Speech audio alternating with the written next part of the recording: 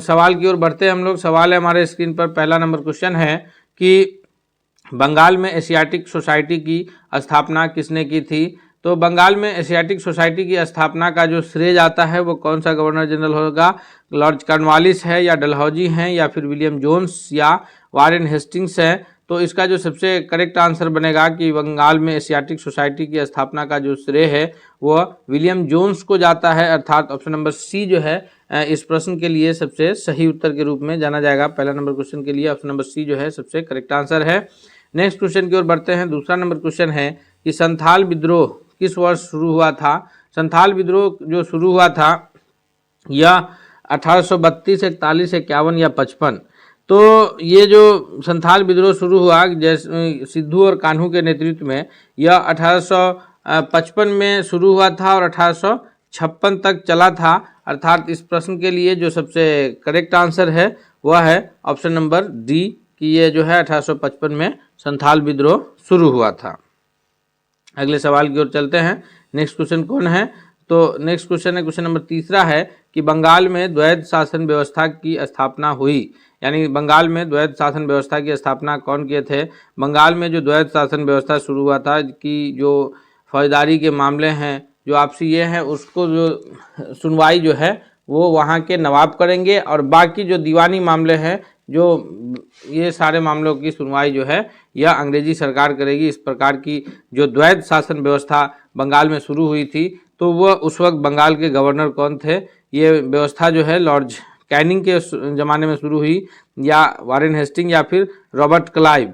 तो इसका जो सबसे सही उत्तर है कि यह जब व्यवस्था शुरू हुई थी बंगाल में द्वैध शासन की, यह रॉबर्ट क्लाइव के ज़माने में, यानी ऑप्शन नंबर सी जो है तीसरा नंबर प्रश्न के लिए भी सबसे करेक्ट आंसर है। नेक्स्ट क्वेश्चन की ओर बढ़ते हैं। क्वेश्चन नंबर चौथा है कि बंगाल और बिहार में अस्थाई बंदोबस्त जो है 3 प्रकार के कर की व्यवस्था शुरू की गई थी।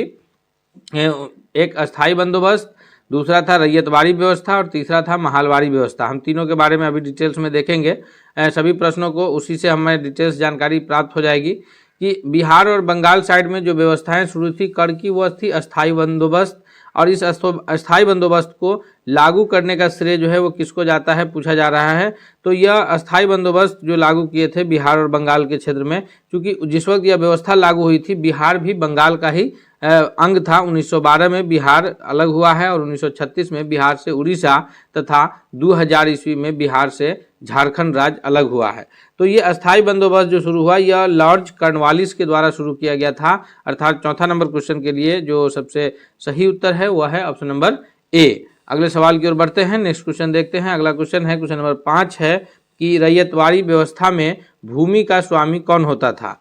रैयतवाड़ी व्यवस्था में जो भूमि का स्वामी जी, तो इस व्यवस्था में भूमि का स्वामी कौन, तो किसान हुआ करता था इस व्यवस्था के। और यह व्यवस्था जो लागू हुई थी यह मद्रास प्रेसिडेंसी क्षेत्र में लागू हुई थी, यानी दक्षिण भारत में यह व्यवस्था लागू हुई थी। तो 2 प्रकार की व्यवस्था को हम लोगों ने देखे, एक अस्थाई बंदोबस्त और दूसरा रैयतवाड़ी व्यवस्था। रैयतवाड़ी व्यवस्था कहाँ लागू हुआ था, तो यह लागू हुआ था मद्रास क्षेत्र में और इसमें जो है भूमि का मालिक किसान हुआ करता था। अगले सवाल की ओर बढ़ते हैं। नेक्स्ट क्वेश्चन है क्वेश्चन नंबर 6 है कि ईस्ट इंडिया कंपनी की स्थापना कब हुई थी। ईस्ट इंडिया कंपनी की स्थापना जो है यह 1600 ईस्वी में हुआ है या 65, 10 या फिर 15। तो इसका जो सबसे सही उत्तर है कि ईस्ट इंडिया कंपनी की स्थापना 1600 ईस्वी में, और हुआ कहाँ, तो ईस्ट इंडिया कंपनी की स्थापना जो है 1600 ईस्वी में लंदन में हुआ था। और उस वक्त जो है ईस्ट इंडिया कंपनी के लोगों को ही व्यापार करने का अधिकार प्राप्त था और वही लोग भारत में व्यापार करने आते थे। उसके बाद फिर धीरे धीरे जो है बाद में ईस्ट इंडिया कंपनी की शासन खत्म हुआ और यहाँ जो है डायरेक्ट वहाँ के जो अंग्रेजी सरकार थी उसका शासन आरंभ हुआ। अगले सवाल की ओर बढ़ते हैं। क्वेश्चन नंबर 7 है कि वारेन हेस्टिंग ने द्वैध शासन प्रणाली को कब समाप्त किया। तो वारेन हेस्टिंग ने जो द्वैध शासन प्रणाली को समाप्त करने का जो ये है वह किस ईस्वी में किया गया है, 1773 ईस्वी में या फिर 72 या 74 या 75। तो इस प्रश्न का सबसे जो सही जवाब है कि ये जो द्वैध शासन प्रणाली की समाप्ति हुई है यह हुआ है 1772 ईस्वी में, यानी ऑप्शन नंबर बी जो है 7वां नंबर प्रश्न के लिए भी सबसे सही उत्तर है। नेक्स्ट क्वेश्चन की ओर बढ़ते हैं हम लोग। अगला प्रश्न देखते हैं कौन सा है। तो अगला क्वेश्चन है क्वेश्चन नंबर 8 है कि भारत में पहली बार डाक टिकट किस गवर्नर जनरल ने जारी किया था? तो डाक टिकट जारी करने वाले जो भारत में गवर्नर जनरल के रूप में जाने जाते हैं वह नाम आता है लॉर्ड डलहौजी का, और इन्होंने और भी कई काम किए हैं। लॉर्ड डलहौजी ने ही हड़प नीति अपनाया था और उसी के तहत जो है बहुत सारे ये को हड़प लिया गया था, और लॉर्ड डलहौजी ने ही के शासन में ही भारत में रेल सेवा की भी शुरुआत हुई थी। तो ये भी इसके लिए याद रखा जाता है। डाक सेवा की शुरुआत भी इन्होंने ही किया था। डाक टिकट जारी करने वाले गवर्नर जनरल के रूप में जाने जाते हैं। ऑप्शन नंबर डी जो है 8वां नंबर प्रश्न का सबसे सही उत्तर है। दोस्तों, हम इस सीरीज में सभी प्रकार के प्रश्नों को करा रहे हैं ताकि आने वाले परीक्षा में आपका एक भी प्रश्न किसी भी पॉइंट से अगर पूछा जाए तो वो नहीं छूटे। इसलिए हम आपसे यह रिक्वेस्ट करेंगे कि अगर आप अब तक चैनल पर नए हैं तो प्लीज़ आप चैनल को सब्सक्राइब करके बेल आइकन को दबा लीजिए ताकि कोई भी वीडियो आए तो सबसे पहले आप तक पहुंचे। और साथ ही साथ दोस्तों, अगर यह वीडियो पसंद आ रहा है तो इसको लाइक करते हुए दोस्तों के बीच भी शेयर कीजिए ताकि सभी लोग इस वीडियो से फ़ायदा उठा सके। अगले सवाल की ओर बढ़ते हैं हम लोग। नेक्स्ट क्वेश्चन है, क्वेश्चन नंबर 9 है कि स्वेज नहर व्यापार के लिए कब खोली गई? तो स्वेज नहर जो व्यापार के लिए खोला गया है, इसका सबसे सही जवाब ये है कि यह 1869 ईस्वी में खोला गया है। और इस स्वेज नहर के खुल जाने से यूरोप और एशिया के बीच जो व्यापार का मार्ग है वो बहुत छोटा हो गया है और व्यापार करना यूरोप और एशिया के बीच बहुत आसान हो गया है। अगले सवाल की ओर बढ़ते हैं हम लोग। नेक्स्ट क्वेश्चन क्या है? क्वेश्चन नंबर 10 है। ये तीसरा जो है भूमि कर का ये था, एक तो रैयतवाड़ी और दूसरा महलवारी और तीसरा जो है अस्थाई बंदोबस्त, उसमें से यह महलवारी व्यवस्था है। महलवारी व्यवस्था को लागू किया गया, यानी किसके द्वारा जो है यह लागू किया गया था? 10वां नंबर क्वेश्चन का सबसे करेक्ट आंसर कौन सा है? इसके जनक के रूप में कौन जाने जाएंगे? तो महलवारी व्यवस्था जो है मार्टिन बर्ड के द्वारा लागू किया गया था। तो इस क्वेश्चन का सबसे सही उत्तर क्या होगा? ऑप्शन नंबर ए जो है मार्टिन बर्ड जो है करेक्ट आंसर के रूप में जाना जाएगा। इस प्रकार हम लोग जो है देख लिए कि 3 व्यवस्थाएं, यानी एक जो है अस्थाई बंदोबस्त जो कि बिहार बंगाल क्षेत्र में लागू था, दूसरा था रैयतवाड़ी व्यवस्था जो कि दक्षिण भारत के मद्रास क्षेत्र में लागू था, और तीसरा था महलवारी व्यवस्था, यह पंजाब उत्तर प्रदेश के क्षेत्रों में लागू था।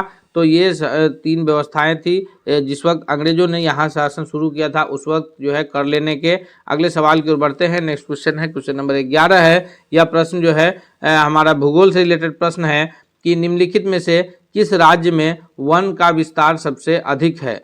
तो वन के विस्तार की अगर हम लोग बात करें राज्यों में, तो सबसे अधिक वन विस्तार वाला राज्य जो है वह है मध्य प्रदेश, यानी ऑप्शन नंबर सी जो है 11वां नंबर प्रश्न के लिए सबसे करेक्ट आंसर होगा। ऐसे भी यह है कि राज्य की जितना भी क्षेत्रफल है उसका 33% भूभाग पर जो है वन आच्छादित होना चाहिए, यानी 33% भूभाग पर अगर वन है तो फिर वो वहाँ पर सही है इकोसिस्टम के लिए। तो यह जो है मध्य प्रदेश भारत का एक ऐसा राज्य है जहाँ सबसे अधिक वन विस्तार पाया जाता है। अगले सवाल की ओर बढ़ते हैं हम लोग। नेक्स्ट क्वेश्चन है, क्वेश्चन नंबर 12 है कि जूट के उत्पादन के लिए कौन सा राज्य आगे है? अग्रणी राज्यों में जूट का उत्पादन कहाँ होता है? ऑप्शन में है हमारे पास कि बिहार, असम, उड़ीसा और पश्चिम बंगाल। तो इसका सबसे करेक्ट आंसर क्या होगा? इसका सबसे करेक्ट आंसर के रूप में जो जाना जाएगा वह है ऑप्शन नंबर डी जो है इसका सबसे करेक्ट आंसर होगा, क्योंकि भारत में जो है सबसे आगे जो है वो बंगाल है, दूसरे नंबर पर बिहार और तीसरे नंबर पर जो है वह असम का नाम आता है। ये हम लोग याद रखेंगे। जूट उत्पादन में दूसरे नंबर पर बिहार और तीसरे नंबर पर असम का नाम आता है। और जूट उत्पादन में जो प्रथम राज्य है वो पश्चिम बंगाल है। हालांकि पूरा बंगाल क्षेत्र जो है वह जूट उत्पादन के लिए जाना जाता था, लेकिन बंटवारे के पश्चात जो है पूर्वी बंगाल का एक बड़ा क्षेत्र जो है कट जाने के कारण वो क्षेत्र हमारे ये में नहीं रहने के कारण जो है जूट का उत्पादन थोड़ा सा कम हुआ है। लेकिन भारत की अगर हम लोग बात करें तो जूट के उत्पादन में पश्चिम बंगाल 1 नंबर पर, बिहार जो है वो दूसरे नंबर पर। बिहार का जो सीमांचल इलाका है, किशनगंज, कटिहार, पूर्णिया, सहरसा, सुपौल, ये सारे जिला जो है, अररिया, ये सब जूट उत्पादन के लिए अग्रणी जिलों, यानी कोसी का जो क्षेत्र है यह अग्रणी जिलों में से एक है। और फिर तीसरे नंबर पर जो है जूट उत्पादन में वो असम है। अगले सवाल की ओर बढ़ते हैं। क्वेश्चन नंबर 13 है, इनमें से कौन सा राज्य चाय का प्रमुख उत्पादक राज्य है? यानी चाय का प्रमुख उत्पादक पूछा जा रहा है। वैसे तो चाय के उत्पादन में ये पश्चिम बंगाल में भी चाय का उत्पादन होता है, लेकिन चूंकि प्रमुख उत्पादक राज्य पूछा जा रहा है तो इसमें ऑप्शन नंबर जो है सी सबसे करेक्ट आंसर होगा कि चाय के प्रमुख उत्पादक राज्यों में असम जो है वह महत्वपूर्ण स्थान है, अगला अग्रणी राज्य है, पहले नंबर पे आएगा। अगले सवाल की ओर बढ़ते हैं हम लोग। नेक्स्ट क्वेश्चन देखते हैं। क्वेश्चन नंबर 14वां प्रश्न है 14th की, कहवा का सबसे अधिक उत्पादन, कॉफी का सबसे अधिक उत्पादन कौन से राज्य में होता है? तो इसका सबसे सही उत्तर क्या होगा? असम, कर्नाटक, केरल या फिर तमिलनाडु। तो कहवा के उत्पादन में जो है सबसे अग्रणी राज्य जो है वह है ऑप्शन नंबर बी की, ऑप्शन नंबर बी यानी कर्नाटक राज्य जो है वो सबसे अधिक कहवा का उत्पादन करता है। ऑप्शन नंबर बी जो है इस प्रश्न के लिए सबसे करेक्ट आंसर के रूप में जाना जाएगा। और कहवा की जो अगर हम लोग बात करें कि विश्व में तो सबसे बड़ा उत्पादक देश में ब्राज़ील, वियतनाम, कोलंबिया, इंडोनेशिया ये सब आएगा, और भारत में अग्रणी जो राज्य है वो कर्नाटक है। नेक्स्ट क्वेश्चन है कि उत्तर भारत का कौन सा राज्य जो है वह गन्ना के उत्पादन के लिए सबसे अधिक प्रसिद्ध है? गन्ना का सबसे अधिक उत्पादन जो है वह कौन से राज्य में होता है? तो इस प्रश्न का सबसे करेक्ट आंसर ये होगा कि हमारा पड़ोसी राज्य बिहार का पड़ोसी राज्य जो है ये उत्तर प्रदेश या सर्वाधिक गन्ना उत्पादन के लिए जाना जाता है, यानी ऑप्शन नंबर ए जो है वो सबसे करेक्ट आंसर होगा। नेक्स्ट क्वेश्चन की ओर बढ़ते हैं। अगला प्रश्न देखते हैं। क्वेश्चन नंबर 16 है कि झारखंड में स्थानांतरित कृषि को क्या कहा जाता है? झारखंड की जो स्थानांतरित कृषि है उसको किस नाम से जाना जाता है? स्थानांतरित कृषि को विश्व में और ये देश के अलग अलग राज्यों में भी अलग अलग नामों से जाना जाता है, जिसमें झारखंड में किस नाम से? तो झारखंड में इसे जो जाना जाता है वह जाना जाता है ऑप्शन नंबर 16 का सी यानी कुरुआ के नाम से जाना जाता है। वहीं विश्व के अन्य देशों में इसको जो है जैसे ब्राज़ील में रोका के नाम से जाना जाता है, वेनेजुएला में जो है कोनुको के नाम से जाना जाता है, और श्रीलंका में जो है चेना के नाम से जाना जाता है, और इंडोनेशिया में जो है वह लदांग के नाम से जाना जाता है, और उत्तर पूर्व भारत में इसे झूम खेती भी कहते हैं। याद रखेंगे हम लोग, क्योंकि ये प्रश्न जो है बीपीएससी TRE 1 में भी पूछा गया था, तो यह महत्वपूर्ण प्रश्न के रूप में बनता है। अगले सवाल की ओर बढ़ते हैं हम लोग। नेक्स्ट क्वेश्चन देखते हैं। क्वेश्चन नंबर 17 है कि भारत का जो नारियल प्रदेश है वह किसे कहा जाता है? तो भारत का जो नारियल प्रदेश है वह कौन कहलाएगा? भारत का नारियल प्रदेश जो है वह हम सभी जानते हैं कि केरल राज्य जो है नारियल प्रदेश के नाम से जाना जाता है। तो इसमें हम लोग वक्त नहीं गंवाएंगे, आगे बढ़ेंगे। अगला प्रश्न देखते हैं। नेक्स्ट क्वेश्चन है कि बिहार का वह कौन सा क्षेत्र है जहां तंबाकू का उत्पादन के लिए वह सबसे अधिक प्रसिद्ध है? तो बिहार का वह क्षेत्र जो तंबाकू के उत्पादन में सबसे अधिक प्रसिद्ध क्षेत्र है वह है समस्तीपुर का क्षेत्र, यानी ऑप्शन नंबर सी 18वां नंबर प्रश्न के लिए सबसे सही उत्तर के रूप में सबसे सही उत्तर जो है ऑप्शन नंबर सी के रूप में जाना जाएगा। नेक्स्ट क्वेश्चन की ओर बढ़ते हैं हम लोग। अगला क्वेश्चन देखते हैं। क्वेश्चन नंबर 19 है कि रेशम का कीड़ा पालना क्या कहलाता है? रेशम का कीड़ा पालना जो है यह सेरीकल्चर कहलाता है, या रेशम कल्चर कहलाता है, या पीसी कल्चर कहलाता है, या फिर तीसी कल्चर कहलाता है? इसका सबसे सही जवाब क्या होगा? तो रेशम के कीड़ा का जो पालना है यह कहलाता है 19वां नंबर प्रश्न का सबसे सही उत्तर है ऑप्शन नंबर ए, यह सेरीकल्चर कहलाता है। और रेशम के उत्पादन में जो है कर्नाटक है, और बिहार का भागलपुर जिला जो है वह अग्रणी है। अगले सवाल की ओर चलते हैं। नेक्स्ट क्वेश्चन है क्वेश्चन नंबर 20 है कि कांवर झील जो ये है झील स्थित है यह कहाँ स्थित है, यह बिहार में किस जिले में स्थित है? तो कांवर झील जो स्थित है यह बिहार के बेगूसराय जिले में स्थित है, यानी इसका 20वां नंबर प्रश्न के लिए जो सबसे सही जवाब है वह है ऑप्शन नंबर सी कि कांवर झील की स्थिति बिहार के बेगूसराय जिले में है। नेक्स्ट क्वेश्चन की ओर बढ़ते हैं। अगला प्रश्न जो है कि ग्लोबल वार्मिंग के लिए उत्तरदायी गैस है। तो यह जो प्रश्न है दोस्तों, यह प्रश्न जो है विज्ञान से रिलेटेड प्रश्न है। हम आपसे एक बार फिर रिक्वेस्ट करते हैं कि अब हम लोग जो है इतिहास और भूगोल के बाद विज्ञान से रिलेटेड महत्वपूर्ण प्रश्नों को देख रहे हैं। और अगर आप अब तक चैनल पर नए हैं, चैनल को सब्सक्राइब नहीं किया है, तो प्लीज़ आप एक बार चैनल को सब्सक्राइब करके बेल आइकन को दबा लीजिए, ताकि कोई भी वीडियो आए तो सबसे पहले आप तक पहुंचे। साथ ही साथ आपसे रिक्वेस्ट है कि यह वीडियो पसंद आ रहा है तो इसको शेयर कीजिए दोस्तों के बीच, ताकि सभी लोग इससे बेनिफिट्स उठा सके। क्वेश्चन है कि ग्लोबल वार्मिंग के लिए उत्तरदायी गैस है। तो ग्लोबल वार्मिंग के लिए जो गैस सबसे अधिक उत्तरदायी है वह है CO2 यानी कार्बन डाइऑक्साइड गैस। और इस गैस के बढ़ने के कारण जो है पृथ्वी पर तापमान बढ़ता है, और तापमान बढ़ने का सबसे बड़ा नुकसान ये होगा कि जो है ग्लेशियर पर जो ये जमा है उसे पिघलने का डर है, और जिससे जो है जो किनारे के इलाके जैसे महाराष्ट्र का इलाका है, महाराष्ट्र में मुंबई का इलाका, तो उसे डूबने का खतरा बना रहेगा। तो ग्लोबल वार्मिंग से जो बचना है उसका तरीका यही है कि हम लोग अधिक से अधिक पेड़ लगाएंगे, क्योंकि पेड़ लगाएंगे तो ऑक्सीजन बढ़ेगा, और ऑक्सीजन बढ़ेगा तो फिर ग्लोबल वार्मिंग का खतरा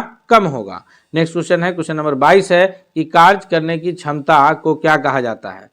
तो कार्य करने की जो क्षमता है उसको किस नाम से जानते हैं, तो कार्य करने की क्षमता को कहते हैं ऊर्जा, और ऊर्जा का जो मात्रक है वह क्या है, तो ऊर्जा का मात्रक होता है जूल, बल का मात्रक डाइन होता है, और शक्ति का मात्रक जो है यह वाट होता है, याद रखेंगे, और ऊर्जा का मात्रक जो है जूल होता है, तथा कार्य का मात्रक भी जूल होता है। तो प्रश्न कंफ्यूज करने के लिए ऐसे भी पूछे जा सकते हैं कि कौन से दो यू का मात्रक जूल होता है, तो कार्य और ऊर्जा दोनों का मात्रक जो है जूल होता है, इसे हम लोग याद रखेंगे।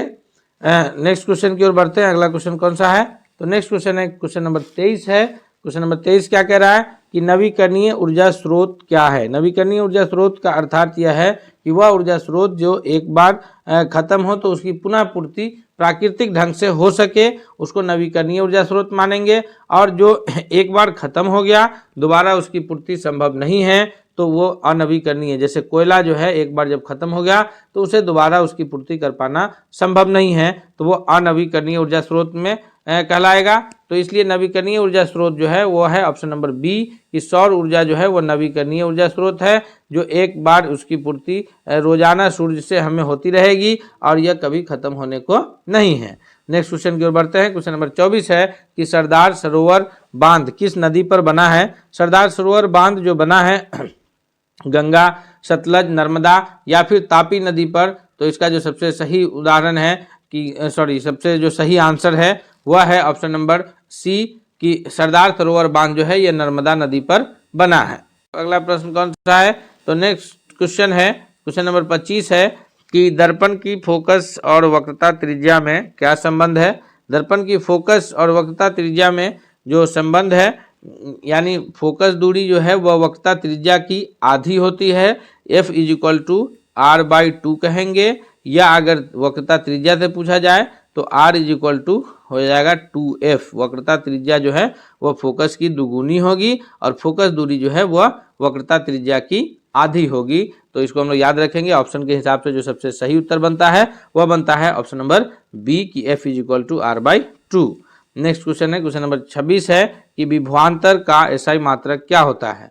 विभवांतर का जो एसआई मात्रक है वह होता है वोल्ट, और इसको मापते किस में है, तो विभवांतर को मापते हैं हम लोग वोल्ट मीटर से, और इसका एसआई मात्रक होता है वोल्ट। इससे दोनों पूछा जा सकता है। तो विभवांतर का एसआई मात्रक वोल्ट और मापा जाता है वोल्ट मीटर से, और विद्युत धारा का एसआई मात्रक होता है एम्पियर और मापा जाता है उसको ए मीटर से, और ओम जो है यह होता है ये प्रतिरोध का एसआई मात्रक, और कूलम जो है यह होता है किसका, तो यह होता है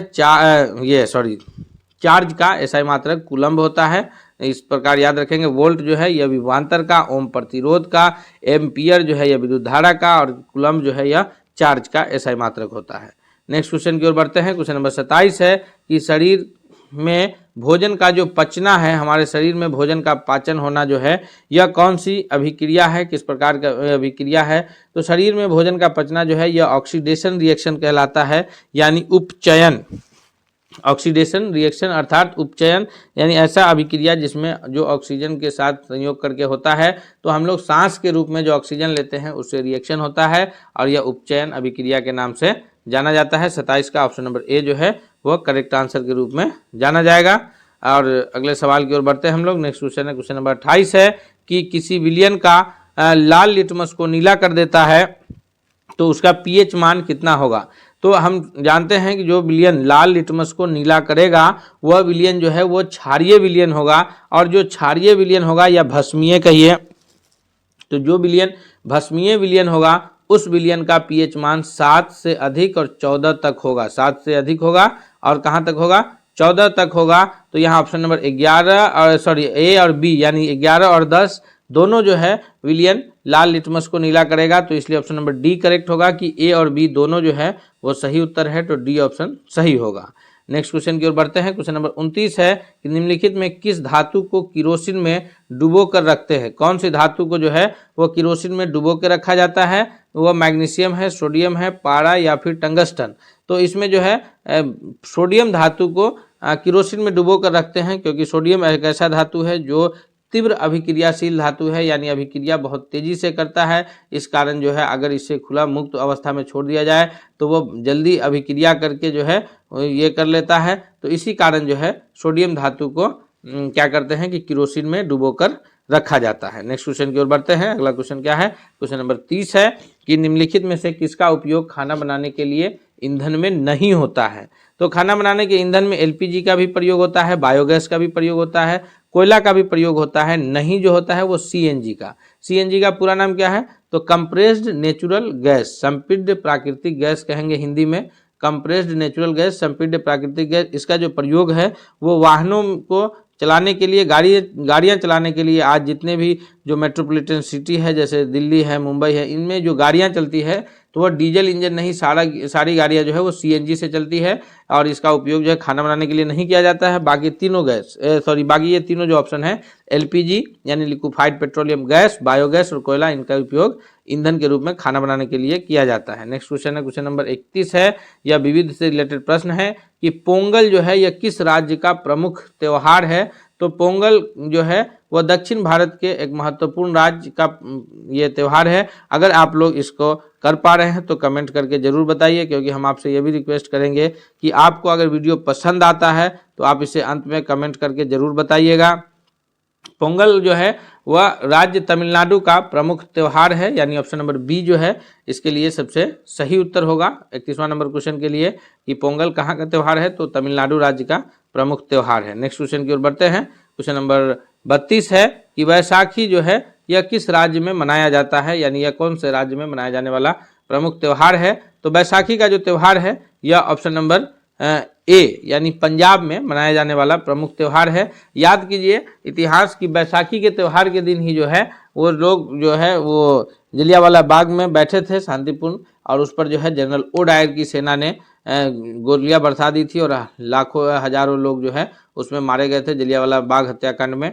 तो इस ये बैसाखी जो है पंजाब का प्रमुख त्यौहार है। नेक्स्ट क्वेश्चन है 33वां है कि नवरोज त्यौहार किससे संबंधित है? नवरोज त्यौहार का जो संबंध है वह किस समुदाय से संबंधित है? तो इसका जो सबसे सही उत्तर होगा कि नवरोज का जो संबंध है वह पारसी समुदाय से है, यानी ऑप्शन नंबर सी के रूप में जो है सबसे सही उत्तर जाना जाएगा। अगले सवाल की ओर बढ़ते हैं। नेक्स्ट क्वेश्चन है क्वेश्चन नंबर 34 है कि लोक नृत्य में राज्यों का जो युग्म दिया है उसमें से कौन सा राज्य जो है लोक नृत्य में वह सुमेलित नहीं है? तो कोकड़ू महाराष्ट्र, झूमर हरियाणा, थाली ये हिमाचल प्रदेश और मुकना मणिपुर। तो इसमें अगर हम लोग ध्यान से देखें 34वां नंबर प्रश्न, तो जो सुमेलित नहीं है वह झूमर हरियाणा यानी ऑप्शन नंबर बी जो है इस क्वेश्चन के लिए सबसे करेक्ट आंसर के रूप में जाना जाएगा। नेक्स्ट क्वेश्चन की ओर बढ़ते हैं। क्वेश्चन नंबर 35 है कि निम्नलिखित नृत्यों में से गुजरात से संबंध रखने वाला नृत्य कौन सा है? जो नृत्य ऑप्शंस में दिए हैं डांडिया, विदेशिया, बांस नृत्य और कुचिपुड़ी, इसमें से गुजरात से राज्य से कौन सा नृत्य जो है प्रमुख संबंध रखता है? तो ऑप्शन नंबर ए यानी डांडिया जो है यह गुजरात से संबंध रखने वाला प्रमुख नृत्य है। ऑप्शन नंबर ए जो है वो सबसे करेक्ट आंसर के रूप में जाना जाएगा। नेक्स्ट क्वेश्चन की ओर बढ़ते हैं। क्वेश्चन नंबर 36 है कि भारत में द्वितीय आम चुनाव कब हुआ था?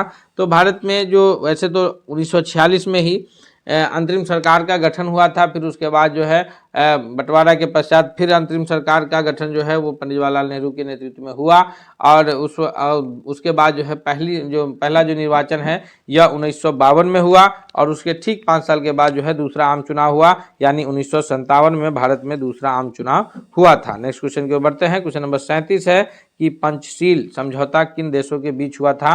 तो पंचशील समझौता जो है भारत और रूस है, या फिर भारत और पाकिस्तान है, या भारत और चीन है, या भारत बांग्लादेश है। तो सही उत्तर के रूप में जो जाना जाएगा वह है ऑप्शन नंबर सी, यानी भारत और चीन के बीच जो है पंचशील समझौता हुआ था। दोस्तों हम रिक्वेस्ट करते हैं कि अगर आप अब तक नहीं सब्सक्राइब किए हैं तो चैनल को जरूर सब्सक्राइब कर लीजिए, ताकि सभी परीक्षाओं के लिए आपको बेहतर कंटेंट पहले मिलता रहे। क्वेश्चन नंबर 38 है कि साम्यवादी दल का मुख्य उद्देश्य रहा है? साम्यवादी दल का मुख्य उद्देश्य क्या रहा है? तो इसका जो सबसे सही जवाब होगा कि साम्यवादी दल का जो मुख्य उद्देश्य है वो ये है कि समाजवाद तथा साम्यवाद की स्थापना करना, गरीब मजदूर किसान के शोषण से मुक्ति दिलाना और पूंजीवाद की समाप्ति, यानी ये सारा का सारा जो है उसका मुख्य उद्देश्य में आता है। तो ऑप्शन नंबर डी जो है करेक्ट आंसर के रूप में 38वां नंबर प्रश्न के लिए सबसे सही उत्तर के रूप में ऑप्शन नंबर डी जाना जाएगा। नेक्स्ट क्वेश्चन है क्वेश्चन नंबर 39 है कि स्वतंत्र भारत के प्रथम सरकार में गृह मंत्री कौन थे। तो स्वतंत्र भारत के जो प्रथम सरकार का गठन हुआ था उसमें गृह मंत्री जो थे वह थे सरदार वल्लभ भाई पटेल, यानी ऑप्शन नंबर बी जो है वो सबसे सही उत्तर के रूप में जाना जाएगा 39वां नंबर प्रश्न के लिए कि सरदार वल्लभ भाई पटेल गृह मंत्री थे। और क्वेश्चन नंबर 40 है कि 1939 में नेताजी सुभाष चंद्र बोस के द्वारा जो के नेतृत्व में किस पार्टी की स्थापना हुई थी। तो 1939 में नेताजी सुभाष चंद्र बोस के नेतृत्व में नेताजी सुभाष चंद्र बोस ने जो है फॉरवर्ड ब्लॉक नामक पार्टी की स्थापना किए थे, यानी ऑप्शन नंबर ए जो है वो सबसे सही उत्तर है। अब हम लोग इस प्रकार जो है ये आज 4 प्रमुख से यानी इतिहास, भूगोल, विज्ञान और ये विविध के जो प्रश्न हैं इससे रिलेटेड महत्वपूर्ण क्वेश्चंस को उसके ऑप्शंस तथा व्याख्या के साथ देखे हैं। हम आपसे उम्मीद करते हैं कि यह वीडियो आपको बहुत पसंद आया होगा, इसलिए आप इस वीडियो को लाइक करते हुए दोस्तों के बीच शेयर करना नहीं भूलिएगा। तथा साथ ही साथ हम आपसे रिक्वेस्ट करते हैं कि अगर आप चैनल पर दोस्तों नए हैं तो आप चैनल को सब्सक्राइब करके बेल आइकन को जरूर दबा लीजिए, ताकि इससे बाद जो भी अपडेट्स आए तो वो सबसे पहले आप तक पहुँचे। मिलते हैं अगले सेट के साथ, तब तक के लिए धन्यवाद।